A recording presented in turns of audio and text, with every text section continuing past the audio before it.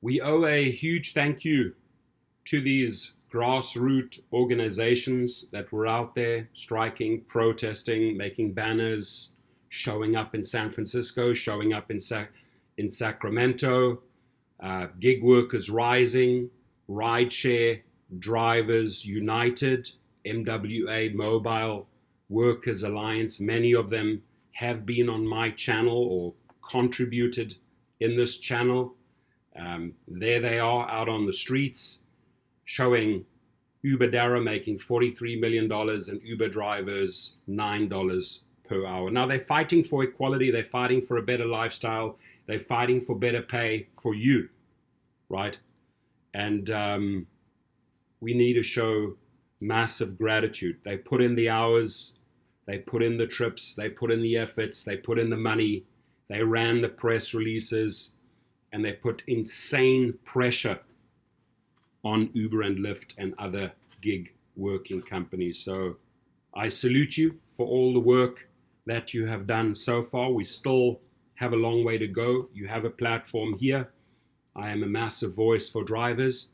The companies know that. I'm very vocal.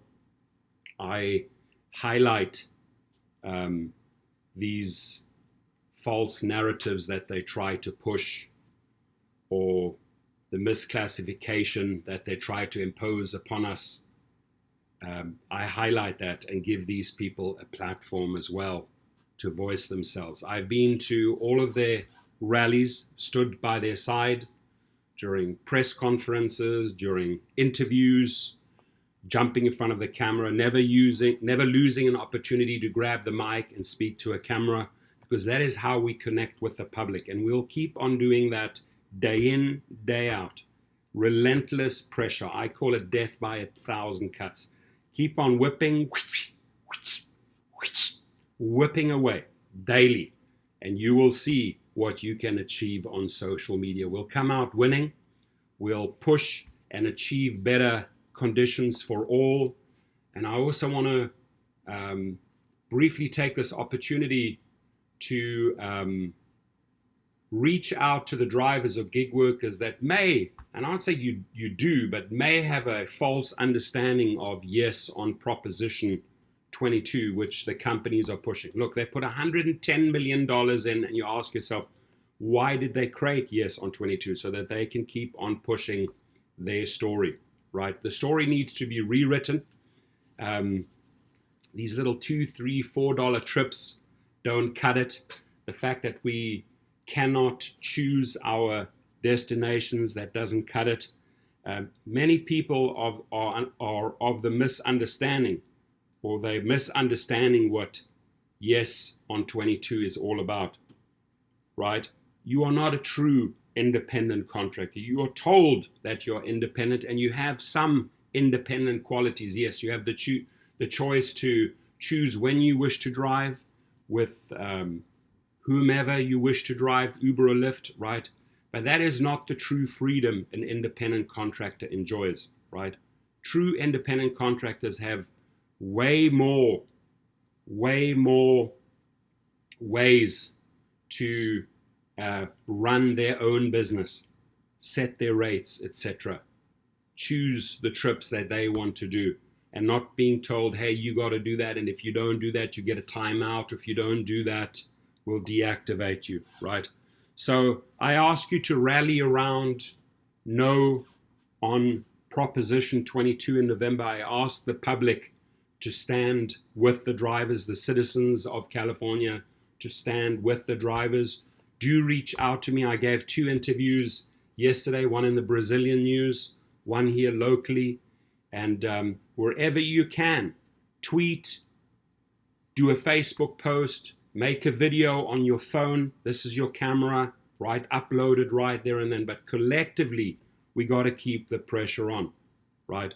And I want to let my audience, subscribers, drivers, gig workers know that I'm not for complete employee status, right? I don't think it'll quite work with the gig worker industry, but I am for some new hybrid laws to be written, that we have some protection, some healthcare built in there, that we do have better rates, that we keep the flexibility, that we are not retaliated against, that we are not wrongfully deactivated, that we have the choice to choose whenever we wish to drive, whichever company we want to choose, right? Whether it's Uber, Lyft, Uber Eats, DoorDash, we can jump on multiple platforms, right?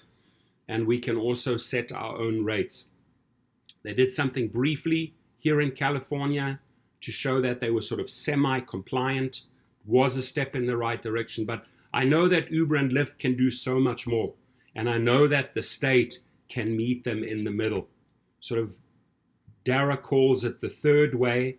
Whatever his idea of the third way is a step in the right direction. But there's more than the third way. There are also conditions that the state needs to bring in to protect gig workers, right? So all across the board, if drivers, delivery people, the state, multiple states, international cities, wherever you are, and the drivers and the gig workers can be at the same table and hash out a deal, a new law, a new hybrid law that can see us move together. And again, thank you to these individuals who have been out there. Thank you to these people standing in the back, fighting, putting in the hours. Thank you for these people marching through the streets. In my eyes, you are the heroes, right? You are the heroes that are pushing and pushing for change. God bless you. Stay safe during the pandemic. And again, you have a powerful platform here that you can use. You have a voice for the drivers, a voice for the delivery people, the voice for taxi drivers, the voice for shuttle drivers, right? We're all humans trying to enjoy a better living and shouldn't be governed, ruled, manipulated, or bossed around by big corporations that write algorithms and pay engineers to change our lives. Thank you.